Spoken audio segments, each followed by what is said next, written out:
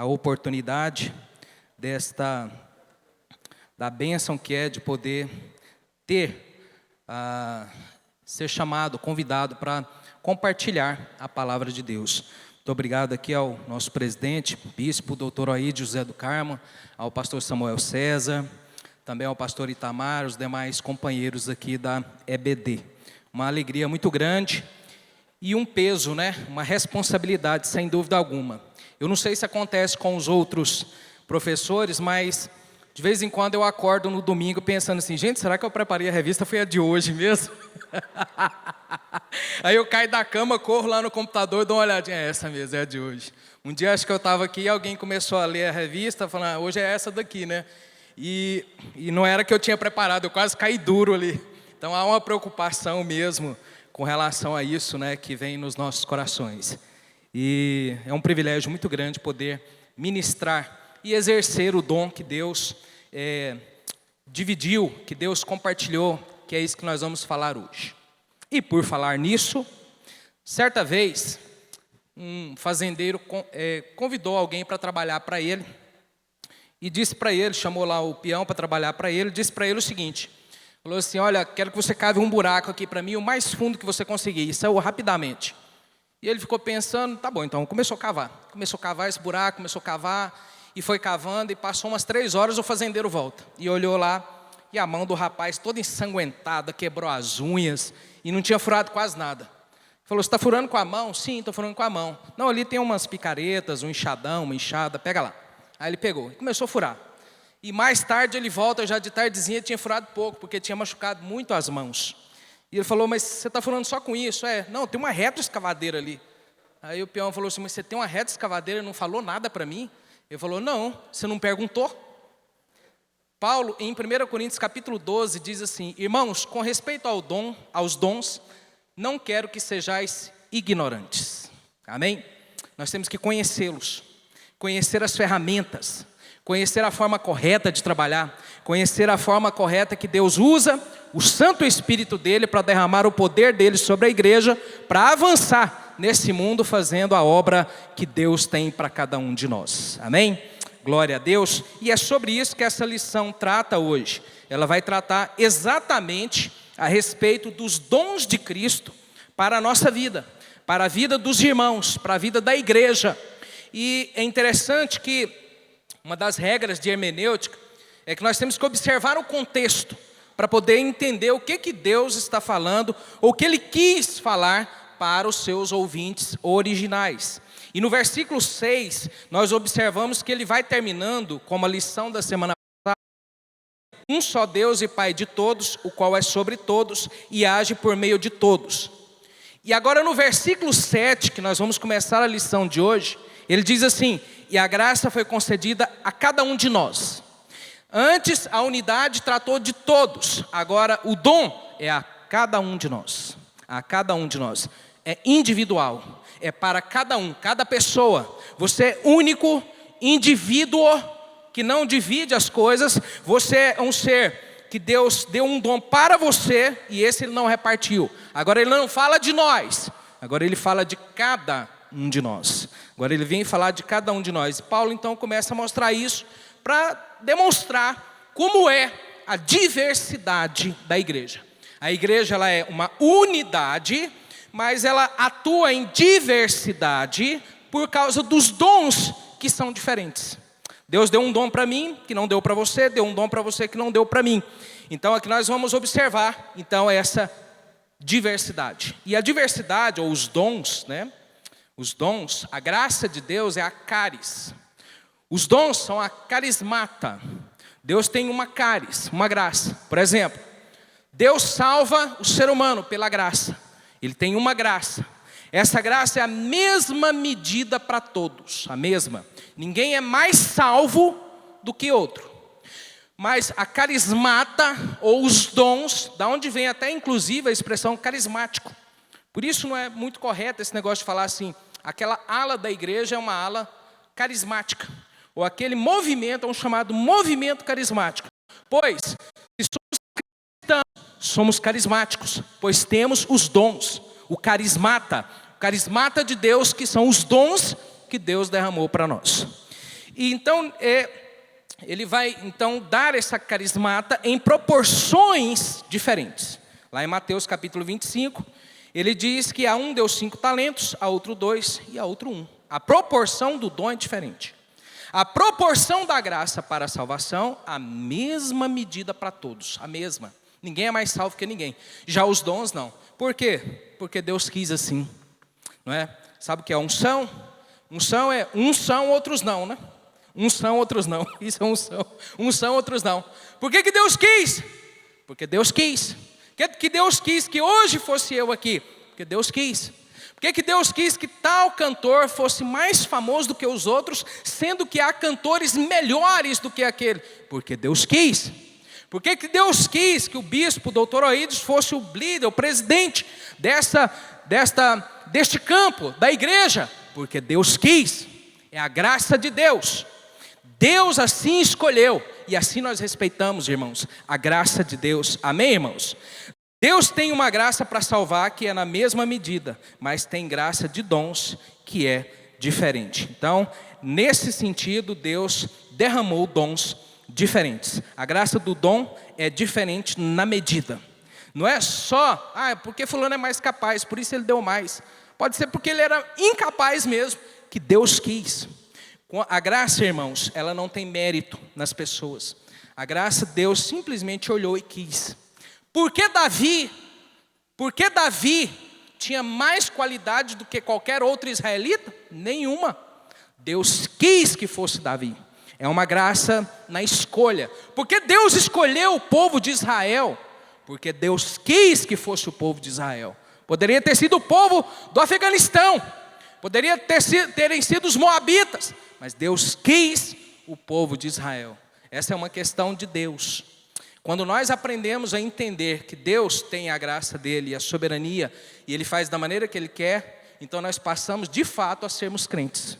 Não questiono a Deus, não há como questionar o que Deus quer e o que Deus faz.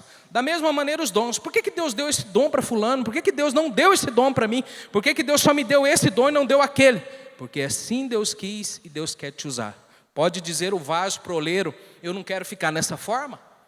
Eu quero a outra forma? De maneira alguma. O oleiro molda o vaso na maneira que ele escolhe. Amém? E aí, entrando já nessa lição, nós já estamos aí no ponto 1, né? Eles são concedidos pela graça de Deus a cada um de nós. O 1.1 vai dizer que a graça concedida foi concedida para a manutenção da unidade, né? Como se Deus, ele então deu a graça dele para que nós mantenhamos a unidade. A unidade da igreja, ela é mantida por causa da diversidade. Você tem um mestre, você tem um pastor, você tem um apóstolo, você tem um profeta, você tem o dom de misericórdia, o dom de presidência, você tem o dom do amor, você tem o dom da fé, você tem o dom da cura, e é isso que vai manter a unidade da igreja, porque ela é diversa. E aí, como Deus vai concedendo os dons, ele vai então segurando a unidade da igreja, porque o que é de mais suficiente está aqui neste grupo, para poder manter a igreja. E 1.2 vai falar do fundamento da unidade e dos dons, né? 4, de 8 a 10, aí diz que quando ele subiu às alturas, levou o cativo o cativeiro e concedeu dons aos homens. Que quer dizer que subiu, senão que também havia descido às regiões inferiores da terra. Aquele que desceu também é o mesmo que subiu acima de todos os céus para encher todas as coisas. Paulo aqui faz uma citação do Salmo 68, de quando o povo de Israel conseguiu levar de volta a Arca da Aliança, num triunfo de guerra. Então aqui é uma ação militar, houve um triunfo de guerra, levaram de volta a Arca da Aliança. Os judeus fazem alusão ao Salmo 68 para a festa do Pentecostes. A festa do Pentecostes lá dos judeus, ela é utilizada para celebrar a colheita e principalmente que Deus concedeu a lei a Moisés para que ensinasse ao povo a lei de Deus. E isso exatamente 50 dias após o Êxodo. O dia que eles saíram do Egito, 50 dias, veio a lei, o Pentecoste. Da mesma forma, no Pentecoste, Deus derramou o seu Espírito sobre a sua Cristo Jesus, na sua ascensão, e ali foram concedidos os dons para que a igreja avançasse nesse mundo. Cristo então ele venceu aqui na terra, levou para o céu e agora ele distribui para o seu povo continuar a sua missão. É uma ideia de receber e dar. Os militares, quando venciam uma guerra, então eles despojavam o inimigo, as suas cidades, e levavam todo o despojo, que eram as armas, os tesouros, as pessoas, as mulheres, e chegavam lá depois, eles repartiam com os guerreiros todas aquele despojo que foi tomado daquelas pessoas.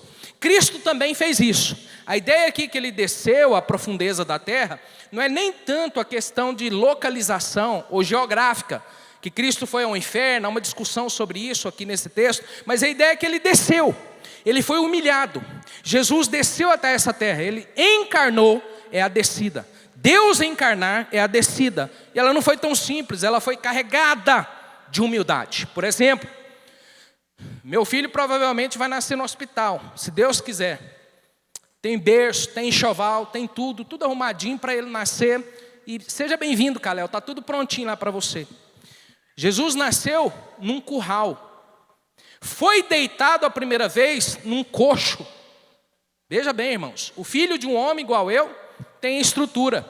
Deus nasceu num curral, deitado num coxo, uma manjedoura. Humildade, carregado de humildade. Cresceu como carpinteiro, cresceu na cidade de Nazaré, totalmente desconhecido. As pessoas disseram, de Nazaré pode sair alguma coisa boa. Totalmente humilde ainda, foi condenado a pior das condenações dos romanos. E olha que eles eram especialistas em tortura. E ele então é crucificado, machucado, morto, humilhado como um malfeitor ali naquele lugar. Ele desceu às profundezas da terra. As profundezas da humilhação. Mas não foi só isso. Depois também ele sobe.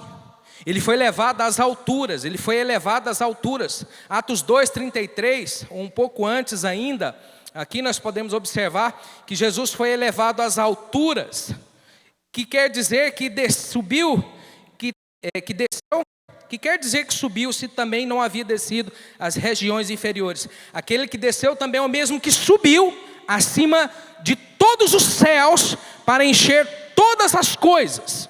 Filipenses 2 também corrobora com isso, porque ele diz que ele se esvaziou, assumiu a forma de servo e foi obediente até a morte e morte de cruz, pelo que também Deus o exaltou sobremaneira. Ele não só o exaltou, mas colocou acima de todas as coisas. Acima, o seu nome está acima de todo nome, para que ao nome de Jesus se dobre todo o joelho.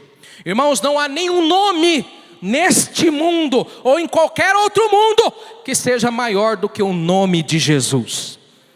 A pessoa mais importante, historicamente falando, eu nem estou falando aqui ainda da questão espiritual, mas historicamente, ele só dividiu a história em duas, antes e depois. Antes e depois. No mundo é assim, Jesus, o histórico. Se a pessoa é crente, se ela não é crente, ela se dobra à divisão da história. Não há o que fazer. Mas nós cremos que há muito mais ainda, porque toda língua vai ter que confessar que o Senhor Jesus, aquele que nasceu dentro de um curral, deitou num coxo, ele foi elevado às alturas e ninguém está acima dele. Aleluias. Glória a Deus. Irmãos, que coisa tão maravilhosa, né? Paulo em Efésios 1:20-21 vai falar assim: o qual ele exerceu em Cristo, ressuscitando dentre os mortos, o fazendo assentar à direita nos lugares celestiais, acima de todo principado, potestade, poder, domínio e de todo nome que se possa referir, não só no presente século, mas também no vindouro. Não há nome maior do que o Jesus. Não há nome maior que Jesus. De uma pessoa falou assim para mim: olha, Alexandre o Grande, você viu lá? Alexandre conquistou o mundo inteiro. Alexandre é um nome que nunca vai ser esquecido. Alexandre é o maior nome deste mundo. Eu disse: coitado, Alexandre é um nada, é um grão de areia perto do nome de Jesus. Júlio César é um nome, é um grão de areia perto do nome de Jesus. Todos os nomes dos conquistadores, dos impérios desse mundo, são nada perante o nome de Jesus, porque Ele está vivo, Ele está nas alturas, Ele está sentado à direita de Deus, e todos eles, Alexandre, Júlio César, vão ter que confessar que Jesus é Senhor. Jesus é Senhor. Mas pastor, mas por que nós estamos falando sobre os dons? Nós temos que entender que Jesus veio, conquistou, e agora o que Ele vai fazer? Repartir os despojos com a igreja. que são os dons. Ele conquistou tudo, agora ele vai repartir tudo. Agora ele vai dividir conosco os dons que ele tem para produzir a unidade no corpo. Ele vai produzir a unidade no corpo, que é o ponto 2 da nossa lição. Ele vai mostrar sobre isso a partir de agora, que é o que nós vamos estudar, a variedade dos dons espirituais. Os dons são diversos, mas o Espírito é o mesmo. 1 Coríntios 12, 4. E também há diversidade no serviço, mas o Senhor é o mesmo. 1 Coríntios 12, 5. É importante observar, irmãos, que há uma variedade de dons. No Novo Testamento há 5 listas de dons, mais ou menos 20 ali listados. Mas como a gente diz no direito, né? Às vezes a lei coloca alguma coisa lá e põe os itens. Pode haver recurso de agravo de instrumento das seguintes hipóteses. Essa e essa. Às vezes aquele texto é taxativo, ou seja, somente nessas hipóteses. Ou às vezes ele é exemplificativo, em hipóteses tais como essa. Os dons também, na nossa opinião, eles são exemplificativos. Podem haver até outros que não estão listados aqui na Bíblia.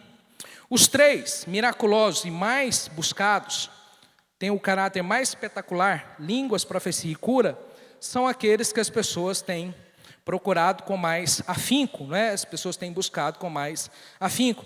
Mas há outros dons também que têm um caráter um pouco mais de bastidor e que colabora muito com a edificação, exortação e consolo da igreja. Por exemplo, o dom de misericórdia, lá de Romanos capítulo 12. Então, alguém sofrendo e alguém se compadece dessa pessoa porque ela tem o dom de misericórdia. Então, ele é também para edificar, sem dúvida alguma, o que aquela pessoa está passando naquele momento, né?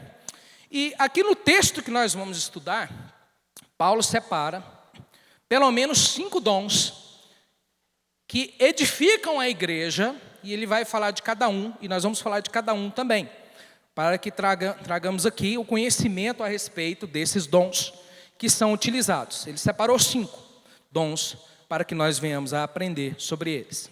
O primeiro deles é apóstolos e profetas. Apóstolos e profetas. Vamos começar aqui por apóstolos. A palavra apóstolo, ela tem pelo menos 3 significados no Novo Testamento. E apenas uma única vez ela é aplicada a todos os cristãos. João 13,16. Em verdade vos digo que o servo não é maior do que o seu senhor, nem o enviado maior do que aquele que o enviou. O enviado aqui é o apóstolo. A palavra apostelo, utilizada aqui para se referir a todos que são enviados por Cristo. Todos. Então, nesse sentido, todo cristão, ele é tanto um servo, quanto ele é também um apóstolo. Nesse sentido, de ser enviado para o mundo. Por quê? Eu sou enviado para o mundo testemunha, como um embaixador de Cristo. Eu sou enviado assim. Então, nesse sentido, unicamente, eu sou um apóstolo. Aparentemente, esse não é o significado que Paulo quer utilizar para esse texto aqui. Porque nesse texto aqui, Paulo diz, ele concedeu uns para apóstolos. E não todos para apóstolos. Então, uns para apóstolos. Em segundo lugar, o segundo significado, haviam apóstolos das igrejas. Pessoas enviadas como missionários aos campos. Então, por exemplo, lá em 2 Coríntios 8, 23, quanto a Tito, é meu companheiro e cooperador convosco. Quanto a nossos irmãos, são mensageiros das igrejas e glória de Cristo. Aqui a palavra também é apostelo. Um missionário que foi enviado a uma igreja para um trabalho específico. Lá em Filipenses 2,25 diz assim: julguei todavia necessário mandar até vós Epafrodito, por um lado meu irmão, cooperador e companheiro de lutas, por outro, vosso mensageiro e vosso auxiliar nas minhas necessidades. Então a palavra aqui para mensageiro, ou é o mesmo que co-soldado, companheiro de batalha, mensageiro enviado com uma missão específica,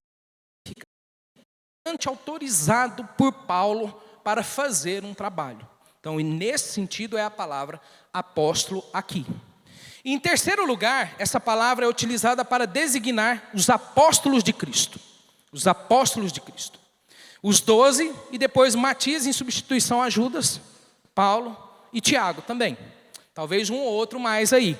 Mas são esses aqui, pessoas que receberam o chamado direto da pessoa histórica de Jesus, ou seja, eles foram chamados por Jesus.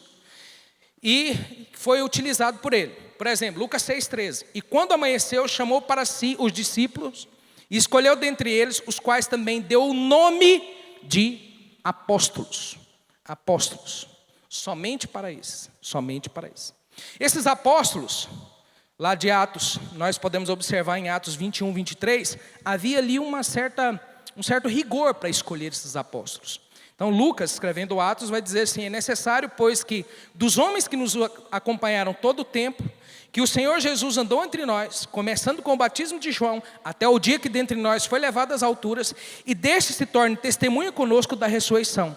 Então propuseram 2, José, chamado Barsabás, cognominado Justo, e Matias. Então Lucas aqui cria um critério: tem que ter andado com Jesus vivo, tem que ter testemunhado o sofrimento, tem que ter estado com ele após a ressurreição, assim é um apóstolo, segundo Lucas. Então, nesse sentido, irmãos, somente alguns passaram por esse crivo. E essa escolha e comissionamento, ela foi feita pelo próprio Cristo, e não por nenhum outro homem, somente por eles. Então, nesse sentido, é a palavra apóstolo, que nós entendemos que é usada nesse texto aqui, para eles, para aqueles que estiveram com Cristo. As pessoas que estiveram com Cristo ali naquele momento e foram comissionadas, ou como Paulo, que é fora de tempo, esses sim são os apóstolos que são ditos aqui. Depois eu vou mostrar mais algumas questões que demonstram isso, né? Agora Paulo, ele é fora de tempo. Ele diz assim: Paulo, apóstolo, não da parte de homens, nem por intermédio de homem algum, mas por Jesus Cristo e Deus Pai, o qual ressuscitou dentre os mortos. Romanos 1,5. Por intermédio de quem viemos a receber a graça e apostolado, por amor do seu nome, por obediência e por fé entre todos os gentios. 2 Coríntios 1:1. Paulo, apóstolo de Cristo Jesus, pela vontade de Deus, e o irmão Timóteo, a igreja de Deus que está em Coríntio e toda a Acaia. Veja, irmãos, que esses aqui foram diferentes. Então, nosso entendimento é que Paulo utiliza uns para apóstolos aqui, para esses apóstolos. Esses apóstolos. E o que nós observamos é que ele vai demonstrar toda essa questão, que são esses apóstolos e não outros. Veja bem, quem ensinou a ceia para Paulo? Quem ensinou? Nenhum outro discípulo. Ele diz assim em 1 Coríntios capítulo 11, porque eu recebi do Senhor, olhe bem, porque eu recebi do Senhor o que também vos entreguei, que na noite em que o Senhor Jesus foi traído, tomou o pão, partiu, deu graças e disse: este é o meu corpo que é dado por vós. Ninguém ensinou isso para Paulo. Jesus diretamente fez isso com ele. Ele é apóstolo. Os outros são apóstolos. Os apóstolos aqui são nesse sentido e não outro. Então, se uma pessoa se intitula apóstolo, é ele Deus, né? É ele Deus. Não há uma regulagem para isso. Não somos nós que vamos dizer está certo, está errado. Ela tem 3 significados e aí cada um faz o que melhor entender. Na nossa opinião, esse texto aqui diz de apóstolos somente aqueles que foram comissionados por Cristo. Depois, nós temos o profeta. O profeta aqui, que diz o texto, né, ele vai falar aqui essa questão. O profeta, nós temos um outro dom que é também o de profeta. Nesse texto aqui, ele traz essa interpretação sobre essas pessoas que também têm esse dom. O profeta, ele é um porta-voz de Deus, ou um meio da comunicação da revelação de Deus. Deus tem uma revelação, ele utiliza um profeta. Não há profeta nesse mundo que tenha a mesma autoridade dos profetas bíblicos. Caso contrário, todas as suas profecias teriam que se encaixar aqui, entrar aqui na Bíblia. E a Bíblia, irmãos, está fechadinha. Não há como colocar mais nada aqui. Então o profeta, nesse sentido, não há mais aqui como colocar. E não pode se acrescentar uma vírgula, um tio, nem nada. Então ele terminou. Há o dom de profecia, que não é confundido com o dom de profeta. Essa é a opinião teológica também da editora Betel, que diz aqui: os profetas eram porta-voz do Senhor, não confundir com o dom de profecia. O profeta, irmãos, na verdade aqui, Ele não é aquele que dá um pronunciamento para uma pessoa específica, um grupo específico, num momento, num local bem limitado. Esse profeta aqui é como aquele que pega a palavra de Deus e a revela para as pessoas, mostrando o caminho verdadeiro, independente do perigo que ele corra. Nesse sentido, por exemplo, Lutero é um profeta. Ele pegou as 95 teses, afixou lá na porta do castelo e disse: essa prática nós não vamos fazer porque ela não está na Bíblia. A Bíblia diz isso, isso e isso. São outras coisas. Naquele momento ele revelou a palavra de Deus. É um profeta. Foi um profeta. E assim são as pessoas. E a igreja ela é edificada com os profetas. E Deus colocou ele após os apóstolos. Lá em 1 Coríntios 12, 28 diz assim: a uns estabeleceu Deus na igreja, primeiramente apóstolos, em segundo lugar profetas, em terceiro mestre, depois operador de milagres, depois dom de curar, socorro, governo, variedade de línguas. Então, juntamente com os apóstolos, Paulo coloca o profeta como fundamento da igreja. Veja, no contexto aqui de Efésios, no capítulo 2, versículo 20, ele vai dizer assim: edificado sobre o fundamento dos apóstolos e profetas, sendo ele mesmo, Cristo Jesus, a pedra angular. Ora, irmãos, a igreja, quem são os apóstolos? Escreveram a palavra, os profetas também, e agora revelam. Então, onde a igreja está fundamentada? Aqui nos apóstolos e profetas que estão ensinando a palavra de Deus, revelando as verdades de Deus, fazendo a leitura do contexto atual e aplicando a palavra na sua originalidade, sem acréscimo, sem mistura, sem oba-oba, sem invencionice, sem colocar açúcar no negócio para ficar mais doce, sem modificar a substância. Então a ideia do profeta é essa. Lá em Efésios 3,5 ainda diz assim: o qual em outras gerações não foi dado a conhecer aos filhos dos homens, como agora foi revelado aos seus santos apóstolos e profetas no Espírito. Olha só, apóstolos e profetas são os que revelam. Estão aqui, irmãos, as profecias que nós precisamos. Estão aqui, as profecias que nós precisamos.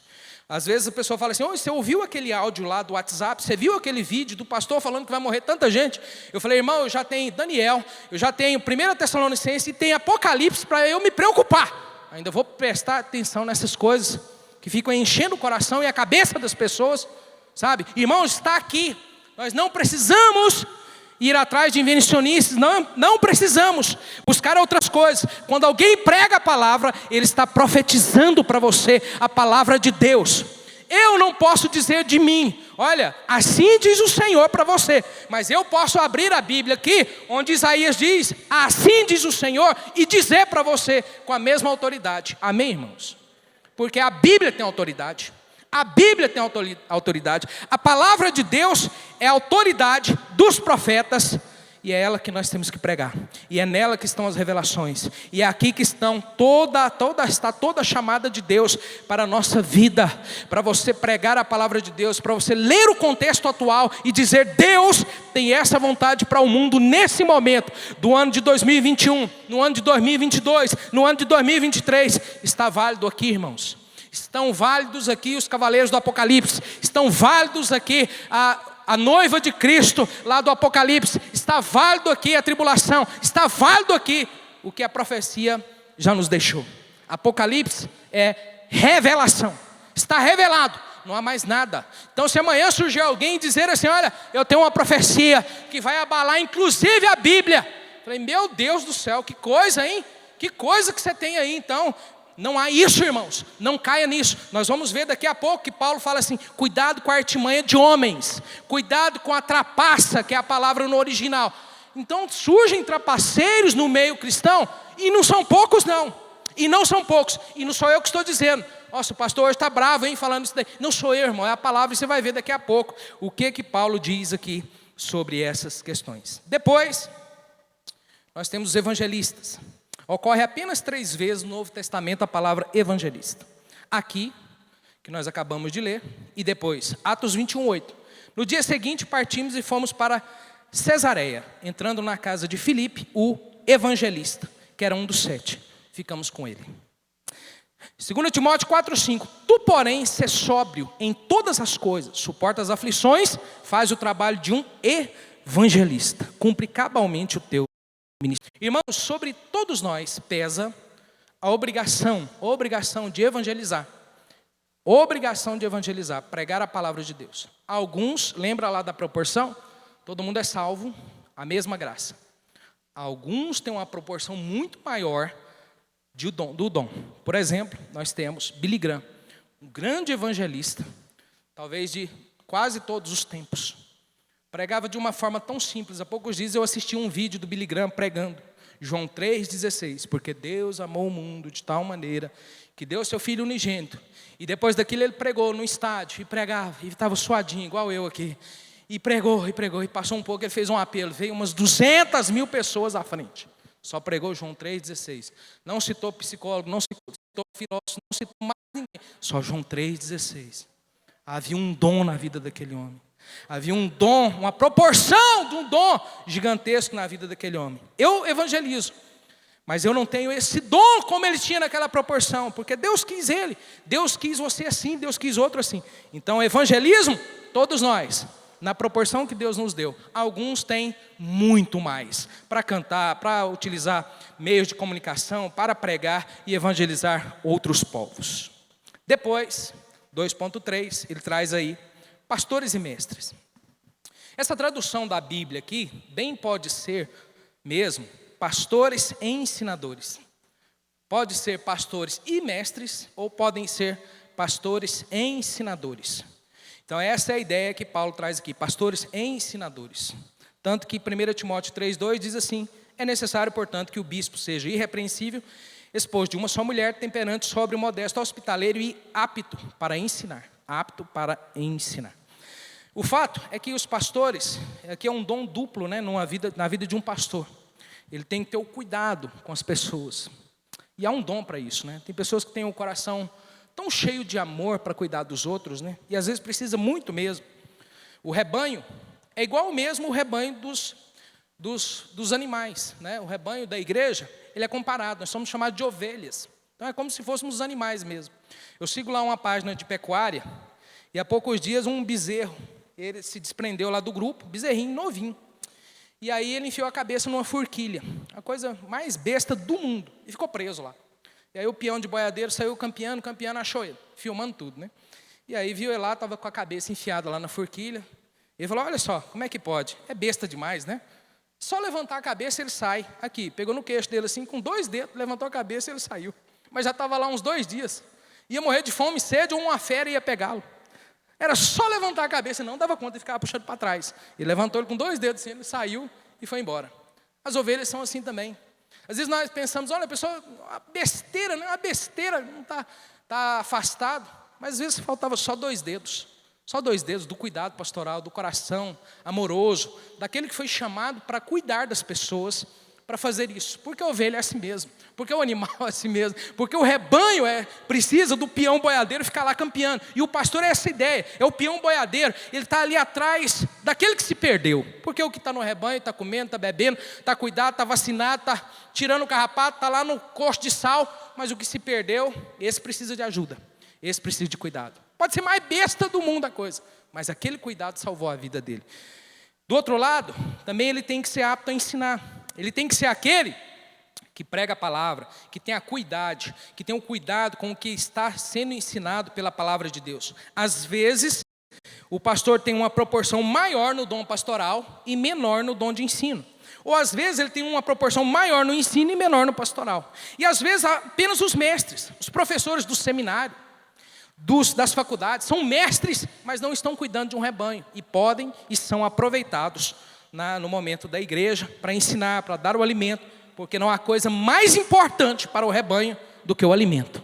Se eles estão comendo e bebendo, eles estão fortes, podem se livrar de feras, podem se livrar de tantos problemas. Então eles precisam do alimento que é a palavra de Deus. E esse dom aqui Paulo levanta logo após pastores, apóstolos e profetas e evangelistas. Por quê? Porque quem é que vai dar o cuidado? O mundo precisa muito de pastores mesmo. Às vezes nós vemos pessoas criticando pastores, falando de pastores, mas no momento No momento da luta, é um pastor que cuida, é um pastor que ora, é um pastor que dá o cuidado, é um pastor extremamente necessário, sabe? As pessoas, eu não gosto de pastor, se tiver caído lá no hospital doente, chegar lá, posso orar por você, para Deus te curar, para Deus te levantar dessa cama? Quem vai dizer não?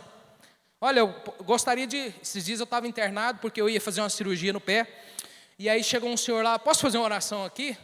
Ninguém falou não, todo mundo falou, pode fazer sim, ora por nós aí. Vamos entrar na sala de cirurgia daqui a pouco, estamos precisando de oração aqui nesse lugar. Então, é uma coisa de necessidade, há necessidade de pastores. Sempre vai faltar pastor, sempre precisamos de pastor. Ora para Deus te dar esse dom, irmão, é dom. Olha só, é um dom. Pastor, eu quero estudar para ser pastor, mas a Bíblia diz aqui que é um dom. Então peça a Deus primeiro, até antes do seu seminário. É importante o seminário para o ensino, mas é importante você pedir a Deus que te dê o dom para cuidar dos bezerros que se perdem nas besteiras mais bestas do mundo, de colocar a cabeça na forquilha. Amém, irmãos? Então, é um dom. Agora, nós vimos todos os dons, né? Paulo mostrou aqui para nós quais são os dons, o que acontece, para que ele serve.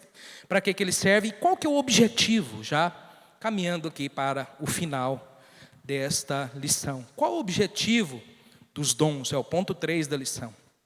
A razão e o objetivo dos dons ministeriais. O propósito dos dons espirituais é o serviço. Edificar a igreja requer trabalho, irmãos, serviço. Os dons são concedidos para exercer um trabalho. Diz o texto aqui de Efésios, que esses dons são dados às pessoas para que elas exerçam um ofício, um serviço. Diz o texto aqui, no versículo 13. Até que todos, com vistas ao aperfeiçoamento, 12, para o desempenho do seu serviço. A palavra serviço aqui é a palavra diaconia.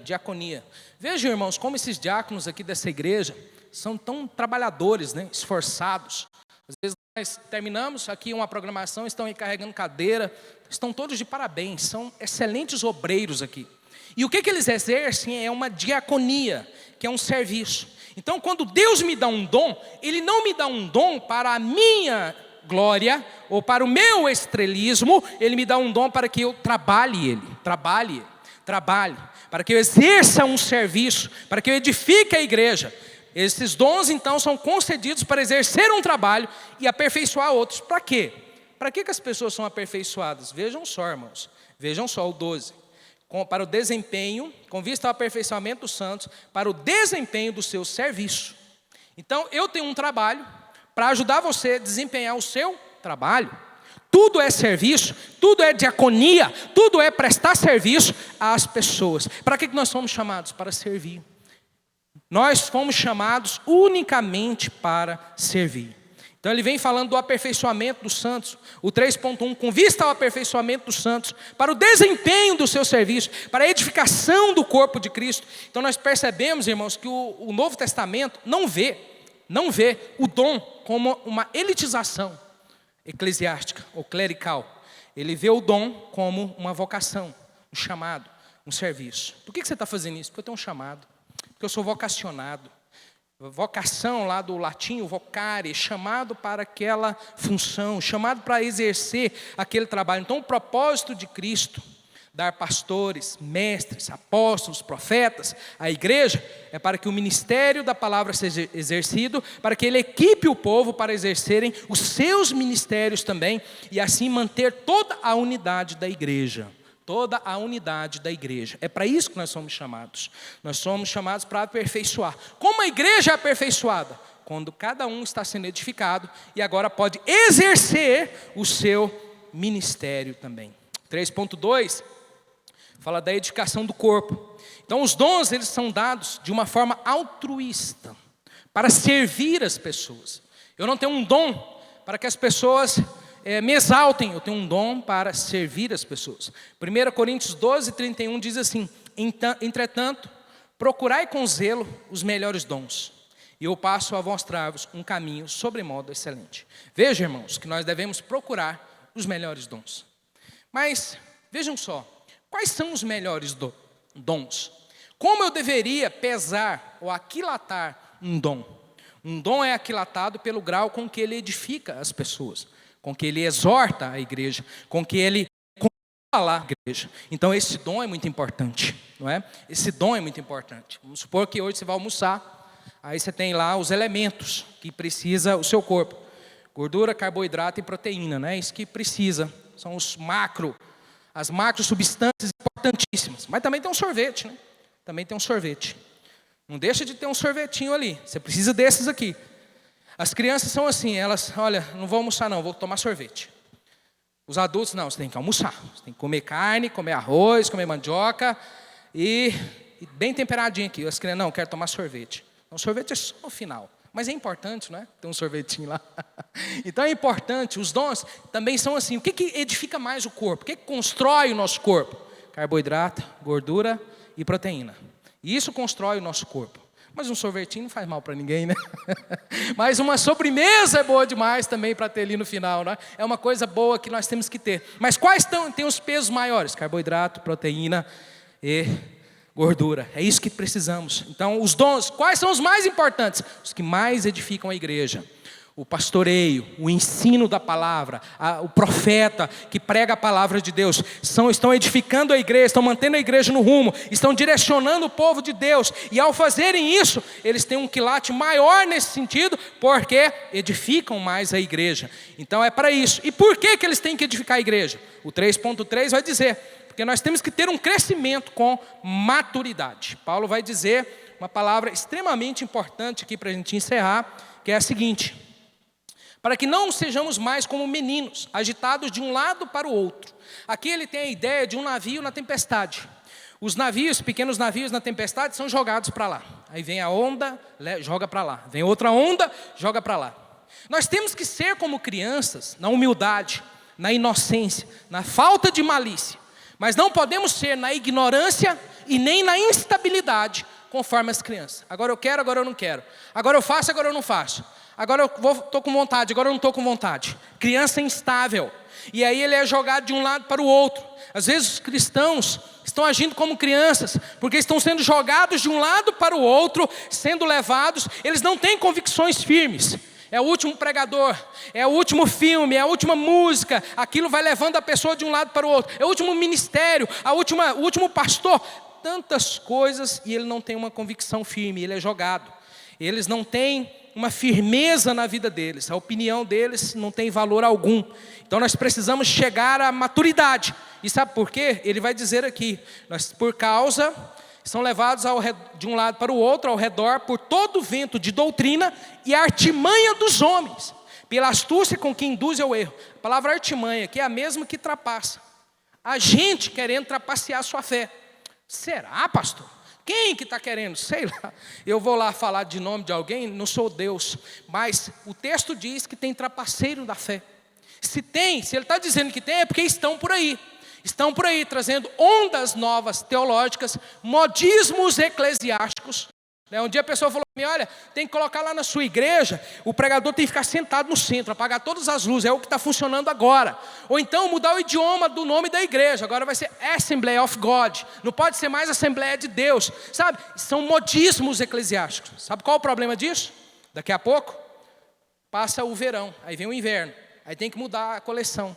É uma nova moda, é uma nova estação, uma nova coisa que temos que criar. E vamos deixando, e vamos sendo como meninos. Agora faz isso, agora faz aquilo, agora faz aquilo outro. E irmãos, preste bem atenção, a palavra de Deus, ela é como se fosse o PE, é o ponto de equilíbrio.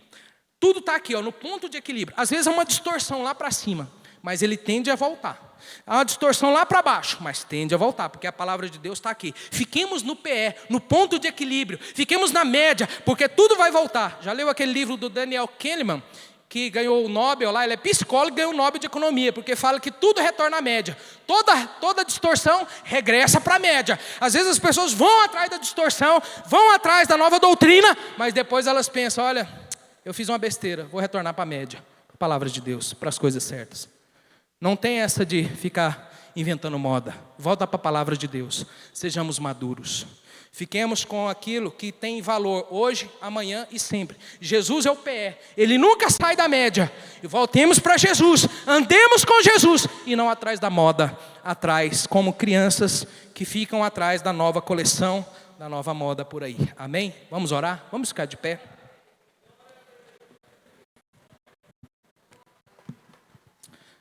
Senhor, nós te agradecemos pelo ensino da palavra, pela sua bondade, pela sua misericórdia. Abençoe a tua igreja, abençoe o teu povo. Abençoe cada um, ó Pai, que recebeu a tua palavra aqui hoje. Que a unção do Senhor seja derramada sobre nós. Que a bênção do Senhor seja sobre a vida do teu povo, das igrejas que andam na tua palavra, que andam no ensino, que andam fundamentados, ó Pai, para que não distorçam por aí, mas andem, ó Pai, no equilíbrio do Senhor. O Senhor é o mesmo ontem, hoje, para sempre, e assim o será. Abençoa o teu povo em nome de Jesus. Amém.